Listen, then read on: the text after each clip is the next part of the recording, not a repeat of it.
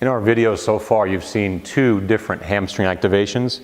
This one is probably the easiest one to accomplish when you're either at the track or at a venue.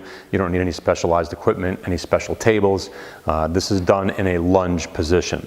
So if you can remember the concepts, we want to make sure that the low back is not helping the hamstring, and we want to make sure that the calf and the foot are also not helping the hamstring. So here's how we accomplish this in the kneeling position. We call this a lunge hamstring. So you take one foot, you put one foot in front of you like this, all right? You try to extend this hip as far as you can. So I'm going to move forward until my leg doesn't want to go any further. Now I know my hip is an extension. I'm going to take my body and I'm going to drape my body over my leg.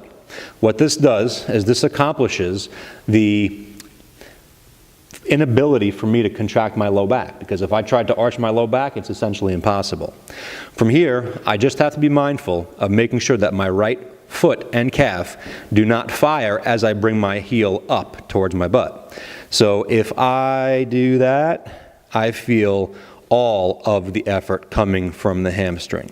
Now in this video, I'm also going to be talking about the sensitization of the different heads of the hamstring. So I'm going to turn my behind to you for a moment.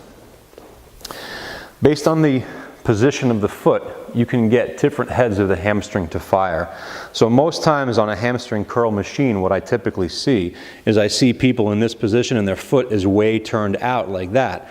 That's going to hit mostly the bicep femoris, which is on the outside of the thigh.